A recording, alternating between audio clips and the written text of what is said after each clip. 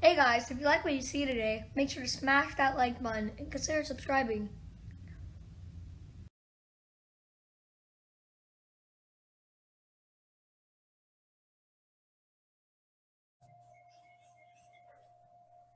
All right, so this is Little Linksters YouTube Academy Conversations. This is just a small piece of some of the different outreach things I've done over the course of the last couple months while we're all uh, going through this together. This is definitely a global thing that we're all going through together. And my guest today, and whether he knows it or not, he's also going to be someone that we're going to ask to do in some longer form conversations with his good friend and my good friend, Bob Baldessari. Uh, this is, yes, Wow. I got it. I'm going to tell you about that later on. We're going to do All some right. global summits, but this is All right. Emanuel Kasio, and he is in Kenya. And I've always been fascinated by how different cultures get into the game, Emmanuel, and everything that you're doing. I did an article a couple of years back about your program that was on PGA.com. And what I find curious is, especially in your case, where golf's, at least from our opinion here in the United States, golf is not something that's the norm in Africa, especially in Kenya. But as I did my research, golf is very prevalent in your country. And I'd like to know, to get started, how you got involved in the game. What's your background? All right. First of all, thank you, Brendan, for hosting me. I watched the other two gentlemen who are my friends Yes. from the UK, and I was so happy to see them share their passion in the game and what they're trying to build up so that the future of the game is in good hands. So I was really humbled and excited about that. Um, Personally, most of my golfing started in the US. I went to college in the States. That's quite a while ago, back in the late 90s. And I left here knowing about it with minimal exposure. But I had roommates from the Scandinavian location, and I had friends from all over the world. It was an international university in San Diego. And that's how I got into the game, and I really loved it. And my background was mostly athletics, track and field, with all the stereotypes about good athletes come from, most of pretty much our region. Yeah. So I think the flow and the peer pressure came in from that. I was pretty big on that, and I tried to tap into a couple of scholarships here and there based on athletics. So I was kind of like a multi-sport athlete. But one thing that challenged me about golf was it's so different. Yeah. It's not as physical compared to track and field. And and I've been probably always a person who loves challenges and challenges that are based on progressive, trying to be a better human being generally. And so golf challenged me because it was so mental. It looks pretty easy beforehand, but it challenges you to kind of get back into it and try to get better and trying to improve and trying to beat the course and trying to identify every little thing you can do about it. And what excited me most is you fix one situation, something else comes out, you try to fix that, something different comes out, you try to fix Yes. the short game, the long game, you need to work on the long game, you get better on the long game, you need to go back to the short game. So you Yep. can never have enough of it. And I've always worked around children. Most part of my life, getting involved with a lot of youth-based mentorship, support. Um, and I had a flashback and I say, down the line, what will this sport do for my community? If I had it as a child, what would it have done for me? So my flashback came back from there and I said, I need to figure out how to get this sport into the community and impact them at a younger age because it might make a bigger difference in them. And that's how I got into the game. And of course, I did quite a bunch of certifications here and there. And one of my predominant ones that really opened my mind was the US Kids Golf Yes. certification because I could relate to a lot of context in our society. And also, they gave me a bigger role on what I need to do to support our region. So, of course, within East Africa, I try to get a lot of ambitious, upcoming, really good players, and also people trying to get into the game to have a pipeline that gets them from beginners to the highest possible level they can accomplish. through tournaments and exposure. And Kisha is one of them. Kisha is one of the. It's good that she's on. She's on. She's one of the players who just starts from very humble background, tries to get in there, and is still in the journey. And the journey is still young, and that's how I got into the game, and that's what keeps me going, and that's what inspires me through junior golf. So I'm predominantly 99% junior golf. Yes. Yes, me Yeah. too. Yeah, and there's just something about the values and the life skills that the game teaches, and you and I share that passion for sure. So tell me about the program itself. How long has it been in existence? What are some of the different types of programming that you guys offer? I have two programs within Golf for Kids, and one program is the paid program where we have a clientele that needs that as a service because they can relate to it. They are somehow members of a facility, and they can do it, and they want to kind of get the kids into the pipeline of following the footsteps. And then I have a program that's mostly like community service that gets not players, but young, ambitious little African kids to take golf as an option in sports because it's not accessible for them. You know, golf is pretty expensive here in relation to equipment. Just generally the resources are intense. But think of a golf bag coming from the States to Kenya. It has to go through a lot of customs and duty and shipping, and a bag might cost probably multiple times the actual cost from the factory. So I have a program that supports those kids who have nothing, but they have a big heart to try anything that's going to add value to their life. So those are my two programs. One is a paid program and one is a complementary program for the underprivileged. And the underprivileged program is probably 10 times bigger than the other program because it's an open door policy. You come in, learn, enjoy, let's work with it.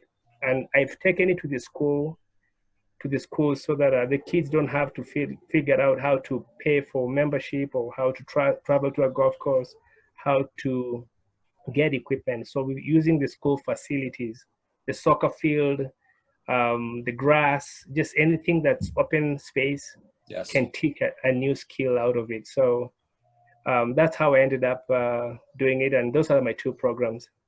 So I'm curious with the program that you do for the kids, the free program. Yes. Where do you acquire your support? Are there some organizations that you get support from, or how does that all work? So when I got done with college, I relocated back and I brought equipment with me. I was lucky to be able to collect as much as I could, and down the line, I had a container with a lot of equipment. So I brought back a lot of equipment with me. And I still try to get equipment. The US Kids Golf has done definitely some equipment for me back in the days. I buy equipment. I try to buy used equipment to just stock up. But I don't have a specific partnership with an organization that does equipment for us. We try to use what we have and try to share the equipment within the kids and try to set up a program that the equipment gets utilized throughout than sitting in a storage and not adding value to any child. Interesting. So this is truly a grassroots program, and you're doing much of the behind the scenes work and trying to obtain equipment. And how many kids do you have in both programs? The paid program, the ones who can pay for it, is about, I'll probably say a little bit over 100. It varies based on seasons. Yes. Like right now we're on break because of the situation. So we are transitioning now into a full online platform. But the underprivileged program has between 500 to 700. Wow. And we have limited it because we have options to take up more kids, but we can't really take as many. We can only take as many as we can add value. Right. And we do first grade to third grade in about 4 schools. And we partner with the school and tell them every class definitely has a physical education class on their curriculum. So we tell them, how about you donate 1 or 2 physical ed classes, and we will donate golf lessons. So that's a partnership. It's value addition to the school. Nothing gets changed on their normal day. During physical ed, they know they have golf twice a week, every class. So it's a physical ed, but at one notch higher, Yes. you know? Yeah. So that's the partnership I was able to start with the school. And being that way, it's a huge, nice, fun, humbling program. That is so fantastic. Yeah. How long has the programs, or if the program's been in existence? About 5 years now. Okay. This is the 5th year. Yeah. We just started it and we were a little bit nervous because we are not sure like how they'll take it.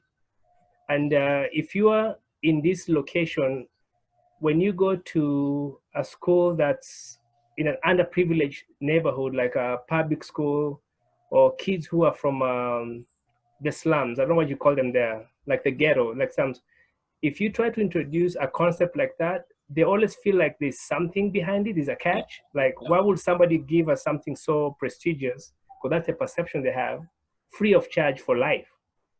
What's a give and take here? So Yes. it took time to socialize the heads to say, no, we just want to volunteer because we happen to be in the neighborhood. It's not like we're coming from far. It doesn't really cost us much to give our hearts out and do something nice for you guys.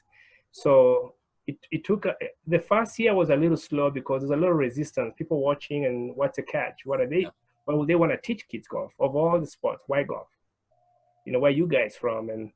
But right now it's like probably the most vibrant program you can have in that school because some of the kids have gone to other levels as far as exposure, interaction, traveling, social skills, life skills. Not everybody's good in academics. Some kids, they struggle with academics. We have the introverts who golf helped them kind of get out of their shell and Yes. yeah, you know, so it helped kind of every personality. The extroverts got calmed down a bit because extroverts tend to feel like I'm going to be good at this because I'm really fast, I'm really smart. And the introverts also got a little bit of an upgrade because it's take your time pace kind of a sport, you know? Isn't that funny how it can be the most humbling sports for those that think I'm gonna get this and I'm gonna be great at this, and then for those that, like you said, are more introverted, how it brings them out of their shell. The same exact sport. Yeah, we saw a lot of good values, and teachers coming to tell us like, when you tell a teacher like this child is so good, we want to support them and take them to the golf course and get them more exposure. The teacher will probably give you information and say, you know, this child struggles in class. They barely pay attention. They don't listen. They're not the ace to them. Like, and that's not what we're looking for. It doesn't matter how you're doing in the classroom. If golf can help you be better, be more confident, be upbeat, believe in yourself, do something, get up there, never give up, that's some value because sometimes we start slow in life, but we pick up at some point. And if sports can help a child pick up the pace, get a little mentally stronger, that's amazing. You know, sports are really good, and it's beyond just being an athlete. There's other skills that are really, really important. And that's what my focus is mostly on. What life skills can we instill beyond just being good at the sport? Yes. Yeah. So that's a short-term thinking where you can be a really good athlete for such a certain window, then you retire. Then what? Yeah. But you need life. Yeah. The cool thing about golf, though, is this is something that they can play forever. And yes, you know, I agree with you in your mission of having it be more what the game can do for them on a social level, on a emotional level. But it's nice when you have those individuals that stand out. So I'm interested, and your program's only 5 years old, so no Olympians yet. Is golf an Olympic sport in Kenya? Yes, I think it's officially an Olympic sport, and we don't have yet any prospective good athlete that might qualify. I haven't had anything. I sit in a few committees here and there, and I have not had that conversation. We have really good young amateurs. We have really good professionals, but we have not had any sort of a qualifier. My thought would be probably the dominant player who probably meets most of the criteria will probably go for a qualifier within the African region. Yes. So we haven't heard about that yet, but I'm excited to see how it's going to turn out. We have some very promising players, but we haven't had anything yet. But I know in junior golf right now, the upcoming Olympics, 2 or 3 Olympics down the line, we have hope. So I'm curious from the junior golf standpoint. Have you had any of your student athletes participate in U.S. Kids events? Yes, I've been fortunate to have a few players who played the World Championship a couple of years ago. 2 boys. I've had a couple of kids who played the Junior Africa Challenge in South Africa, the Venice Open in Italy. Mm-hmm. I think the the European Championship, I believe European Championship. Mm-hmm. And then our regional tournaments, the East Africa Championship in Uganda. Those ones are easy. One of the biggest challenges is the cost of trying to just get the logistics up and running. So the East Africa Challenge is a multi-day tournament, 3-day tournament, and it's Uganda offered to host it. And it's been going on for about 3 years. This is the 3rd year. And that's probably the biggest event we have because we have multiple countries coming down. It's affordable. The Kenyans, the Tanzanians, the Rwandese, for them it's a road trip. And it has a decent status because we use it to try and get kids to kind of go to Europe and the States to play bigger events. So most of my kids go for that one and they get really excited. Yeah. Yeah. So that's kind of like our world championship, but within the East Africa region. So I know you were going to have some of your students come on. I see one's on here already. Yes. What have you guys been doing during this time where a lot of us haven't been able to do much of anything? What are you doing to stay engaged with your students? So we didn't anticipate the escalation of how the events are going to be as far as the virus. But what happened is I run predominantly a golf in schools program. So I've taken the sport to the schools. And one thing we do is that we try to make it as social, as fun, as interactive as possible, where we try to enhance leadership skills. So when the whole thing happened, we were 1 week before we closed school. And then I thought back and I said that there's probably 2 limitations we have right now. One is the juniors they don't have enough access to socialize with their peers because my golf program is a very social, interactive program. Now, without proper socializing, it affects their mental health because kids want to talk, they want to show off, they want to catch up on every day-to-day basis. Secondly, physical activity. There's not much physical fitness going on right now, especially if you're in a lockdown. Yeah. I mean, besides just kind of being around the house, there's not much cardio, the one like we have at physical education in school.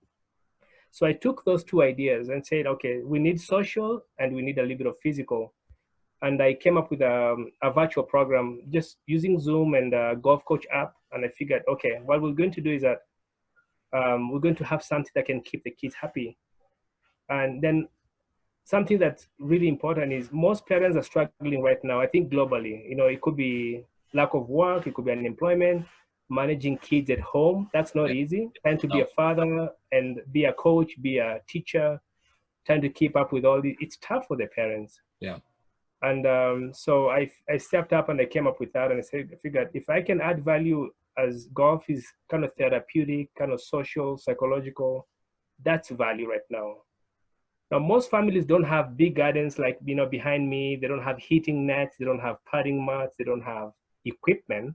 Mm-hmm. Like when I was collecting data, most families are like, how can we do golf virtually and we don't have equipment? I'm like, don't worry. We're going to focus on the skills that we can do socially. Oh, I see one of the students is joining. And so I focus on that. So I created like a social club where we all interact. We do some puzzles. We do some interactive questionnaire. We do golf rules and etiquette, which is pretty exciting. And it's been working well.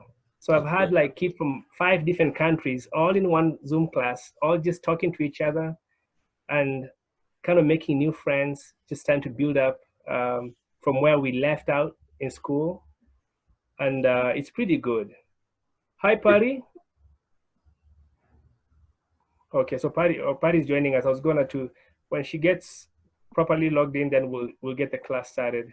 Isn't it amazing how we can continue to, and we had to get creative. A lot of people have maybe been hesitant to use these types of technologies, but it Yeah. is amazing what we've learned through all of this, how we can still stay connected and still carry on. Absolutely.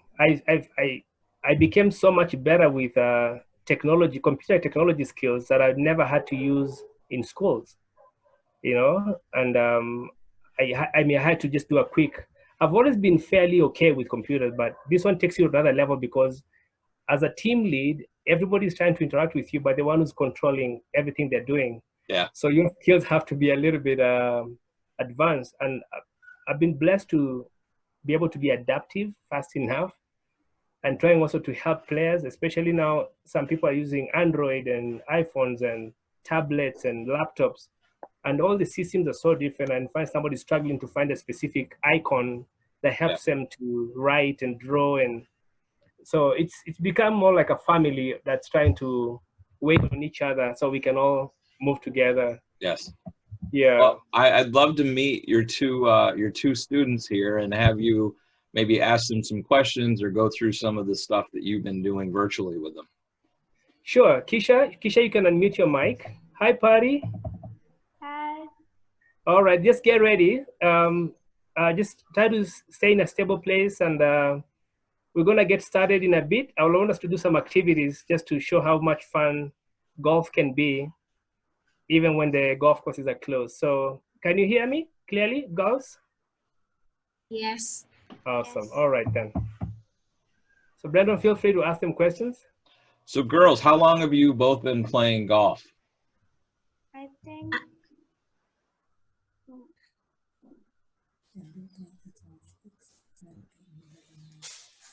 I've been playing since I was 6 and I'm now 11.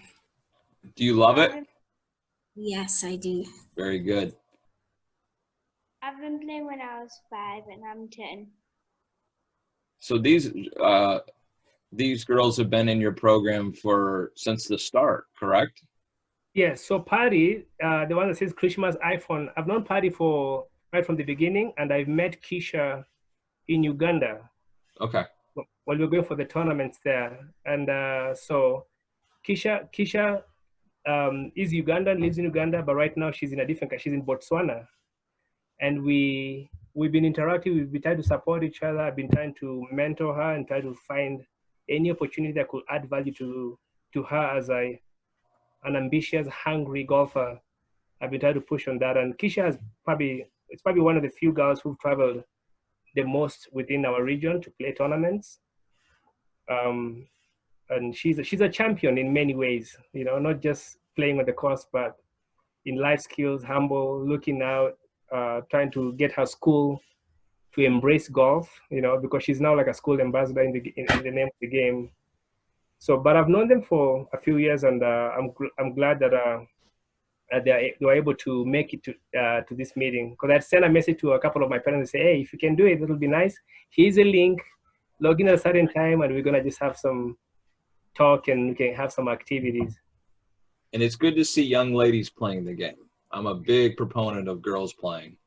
Yes, we have a shortage of girls playing in our region. So selfishly, I figured, let me just try to get the girls into this to kind of empower the other girls and say, it's not a dominant sport on one gender, but it's there to support anybody.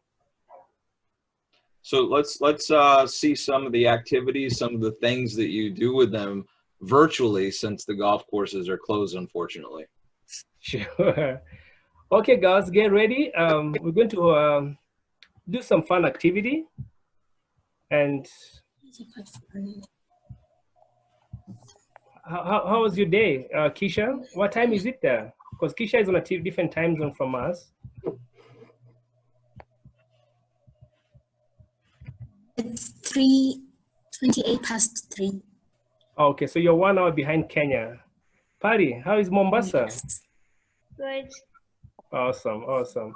Okay, just get on your screens. Let's try to let's try to just check how our keyboard works. We're going to just have a nice activity, and we will try to just draw this maze. If you can get the sensitivity of your mouse to just get to the other side, then we'll call that a hole-in-one. So try to avoid hitting the walls, and then once you can get that, then we'll move to the main activity. This is just an activity to make sure that your computer is all ready, and because I know you're using different devices.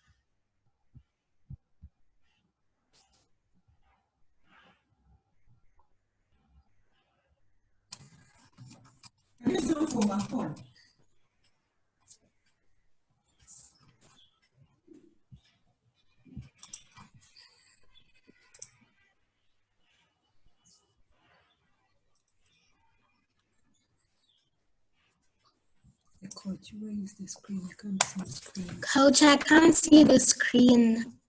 It's not coming up? No. Okay. Yeah. It's not coming up? Yeah. Okay. Brandon, I don't know if you can allow me on your side to get this, to share the screen. I can see it on mine. Can you see the whiteboard? Yeah. Yes. Okay. Let's try and write on the whiteboard. Mm-hmm.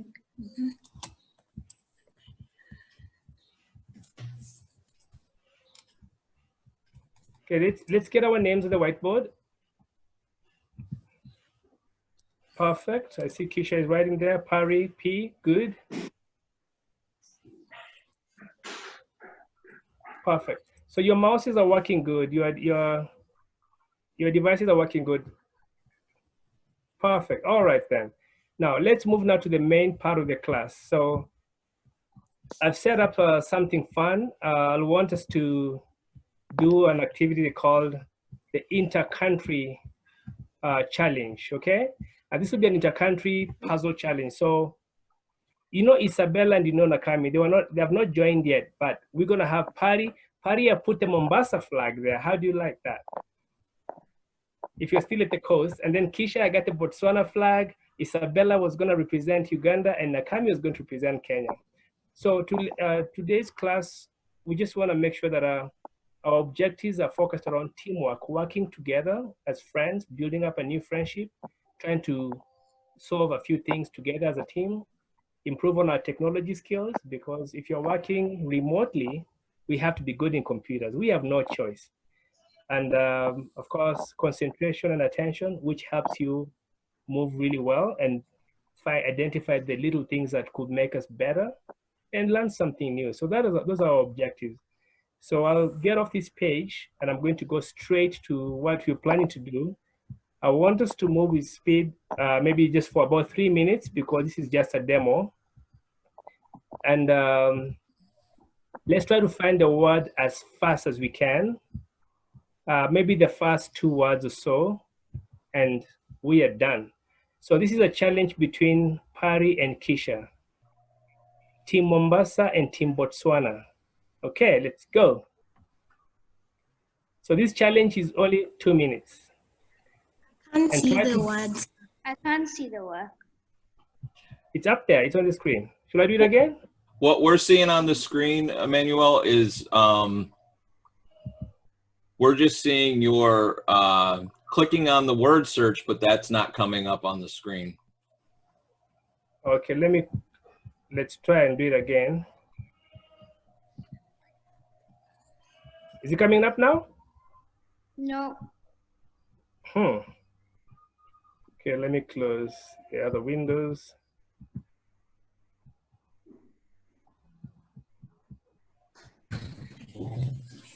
How about now? No. Nope, still seeing just the choices of the Word documents, but not the document itself.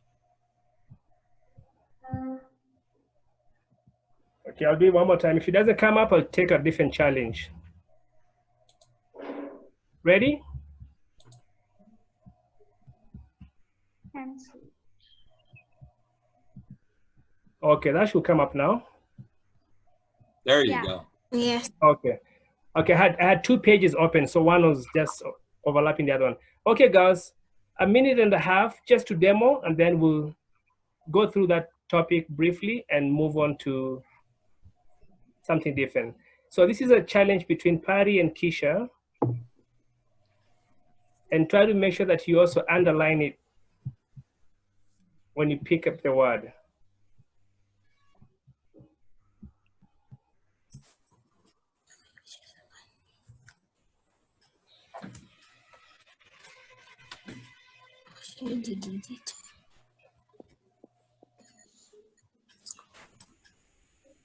We have about a minute remaining. This is fun. See, you've picked up quite a few already.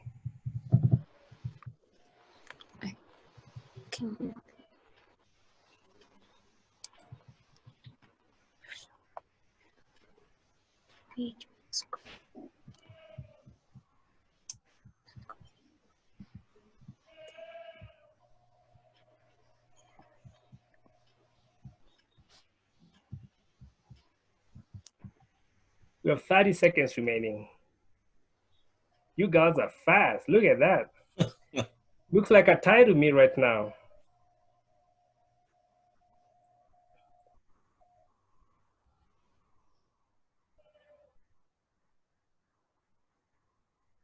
And time is up. Okay, perfect. I like that you picked up so many. So now that we don't have that much time, I want us to kind of go through them. We'll just go with the alphabetical order. We can probably pick one of your favorite word and share what it means. Maybe one from B, one from C, moving that way.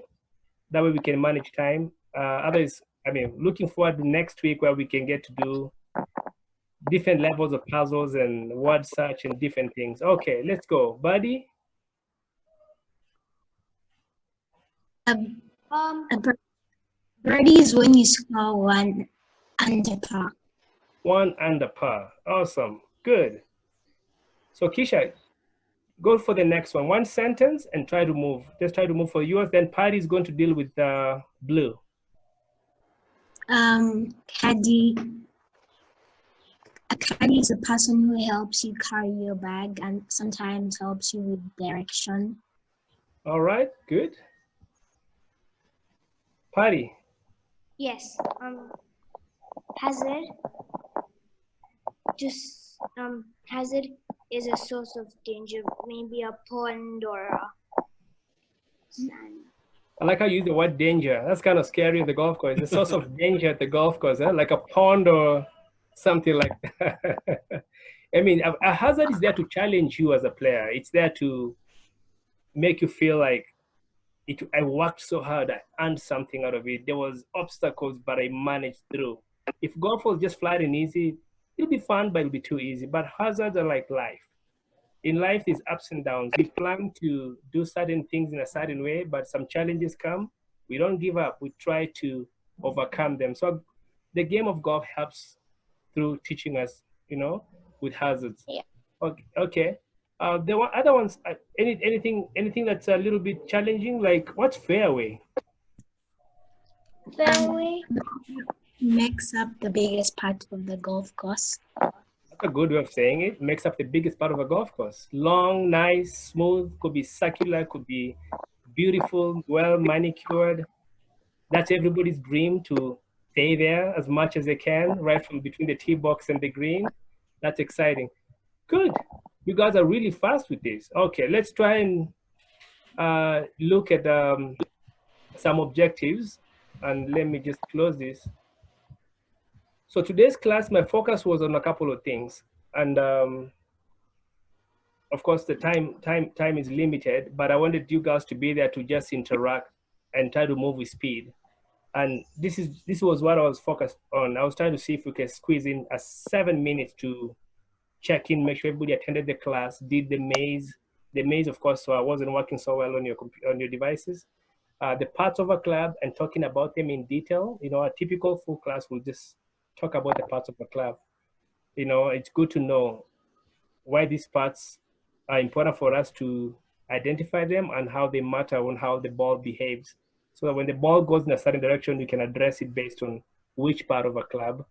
And of course, word search is good for our brain. It's good for our creativity, good for us to read between the lines, especially in golf. You have to really be a more detailed person, know that every little thing, 1 inch of something makes a big difference on the outcome of how the golf ball goes. And then I have a question for you guys. I'll start with the benefits of playing golf that you have experienced.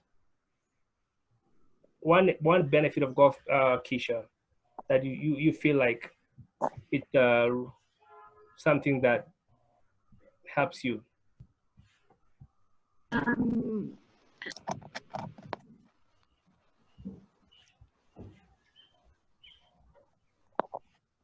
While Keisha is thinking, Patty can, whoever is ready can go first. I'll keep it open that way.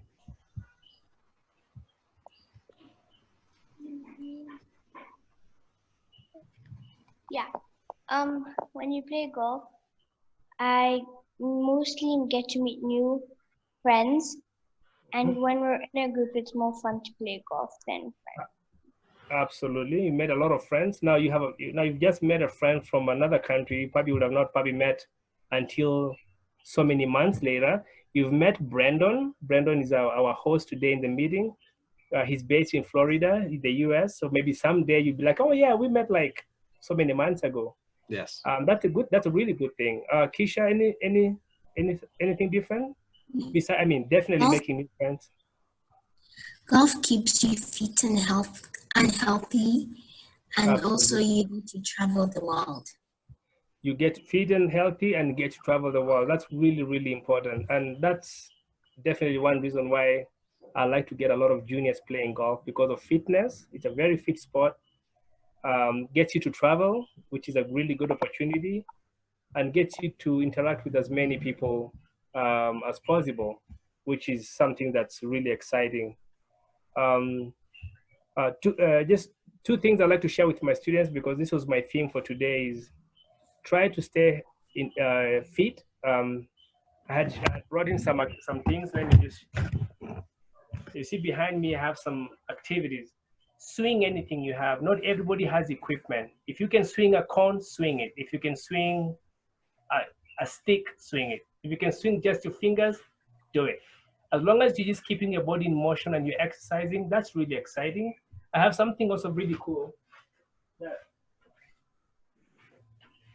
These balancing pods. Challenge yourself not to just swing in a normal location. If you can try to get yourself something that can challenge your balance a bit, it's good for your brain, because you want to get yourself outside your comfort zone. If you're already good in doing something, take it to the next level. If you're good in balancing on two, try to use one. Try to balance on one foot, try to stay in shape. And tennis rackets, anything that you can try to use to utilize fitness, go for it. Stay within your club fitting. There's a club fitting tool behind me. There's a hula hoop. There's a nice little circular thing. Utilize any resource you can and be safe while you're practicing, and try to be, of course, nice to your parents. They were not expecting you to be home this long, throughout the whole time. So be nice to them as much as you can, because that's something that we all need right now, Yeah, so just one last thing, Brandon, that I think is really important is, this is a time that parents need help the most. Yes. And if we could divert, I know this is now something to all the golf coaches, if we could divert their attention into something positive while they're at home, that's really important, because we want parents to remember that when they needed somebody most, the golf coaches were there for them. Yes. Keeping these kids on virtually doing an activity interactively, setting up puzzles, setting up quizzes, and they can all just spend that time trying to beat the record, trying to be good, trying to work as a team. We want these parents to say, like, the coaches were there for me when they needed them most, because right now, I don't think there's many parents who their priority is, let's go play golf. I think my priority right now is, when am I going to get back to work? When are these kids going to get back to mainstream school where they can live and just socialize with other kids? So it's important for us to utilize technology, be there for the parents, support the kids, come up with a program that's every day there's something happening, give them projects, let them share some clips of what they're utilizing or recycling to practice golf. So that's kind of like what I've been trying to do on my side, because the sport needs us to start being innovative beyond holding a golf club? What if I don't have one? I don't want to lose a person who prospectively can be a future good golfer. Yeah, So, and I've learned a lot through this conversation. This is stuff that I'm going to definitely talk to you more about offline, of how you can there's things with Zoom I didn't even know you could do, like doing the word searches with the girls, and this is really, really cool that you've been able to keep them engaged during this time. no, it's fun. I've tried, like, I actually have like a list of so much stuff, and I plan it based on age and playing ability. Mm-hmm. And some kids need help, like the 4 or 5 year olds, they need their parents to be there for them. So for them, we do a whiteboard, and we just try to scribble our names, and we don't care about spelling at that point. And we try to draw, have equipment. They try to label the parts of the equipment by drawing arrows. That's an activity that's positively adding value to them. Because I'm trying to eliminate putting a list of requirements, equipment, balls. Right there, I'm going to lose almost everybody. Yeah. But you can say, hey, golf is as cool as any other sport. We can play it on the computer. Oh, how cool is that? And it's not a video game, it's live. And they get to see their friends, they get to wave, and they get to get distracted a bit, just like young kids are. That's what we want it to be. The cool sport where we can talk, I can hang out with my friend. I want to have a match with my friend. Which one? What such? Okay, let's set up a date. So play dates, you know. Yes. It's interactive, and that's the adaptation that I've had to make it as interactive, as fun, where parents are like, oh, golf. You know, I want them to think of, number one on my list right now was golf, when I needed something to keep my child positively engaged. And it does, it keeps the game at the top of their mind, even though they're not actually hitting golf balls. Girls, yes. It was really nice meeting both of you. And I hope to one day be able to make the trip over and watch your program and see everything that you do. I know some of our mutual friends, Zoe and Michelle, have been over, and I really, that's a bucket list trip for me, to come over and see you guys in action. Yes, absolutely. It'll be great to have you come down here, interact. I'll probably take a break when you get here. I'll be like, okay, Brandon, they're all yours. I need a break. And then I'll be your shadow, and I'll learn so much from you interacting with the kids, and especially using a different language, trying to do some translation, because the context is different. Yeah. You know, from an African perspective, you might find there's a lot of words in golf that had never been translated into the game. So this is another level of creativity that you have to put in, so that the message gets a little bit to the child effectively. Well, I really appreciate you guys coming on today. And Emanuel, every time that I interact with you, I learn even more. So that's a great thing. Everybody stay safe. And Emanuel, I will be talking to you very, very soon to catch up. Thank you for hosting us. Patty, I hope you had a good time. Keisha, I hope you had a good time. It was short notice. Hopefully you felt like there's something new that I've learned this afternoon, you know? And thank you for your time. And you can leave it whenever you're ready, girls. Thank you. And say hi to your parents and thank them for letting this happen. I'll drop them a message to thank them too. Thanks so much, everybody. It was good talking to you. All right. Brandon, thank you. Awesome. Have a nice morning. It's evening here, so have a nice day. Have a nice evening. Okay. Thank you.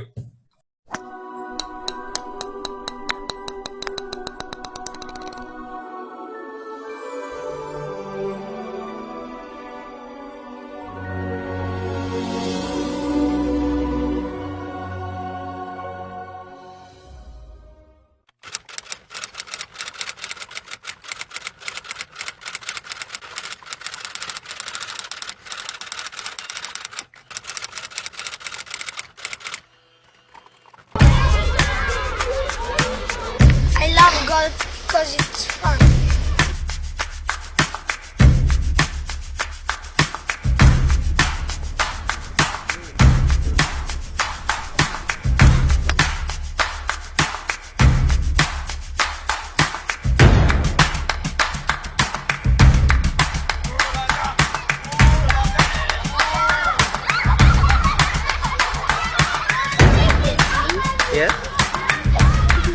the swing.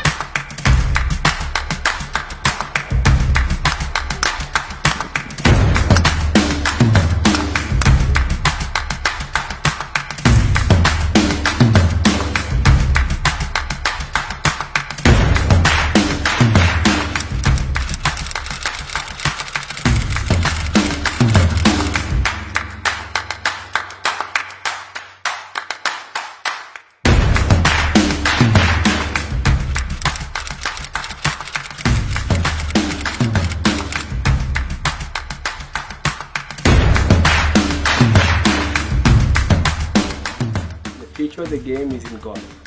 Let your children play sports. Sports is a good way of keeping our children active, busy, staying out of trouble, and very soon golf is coming to a school near you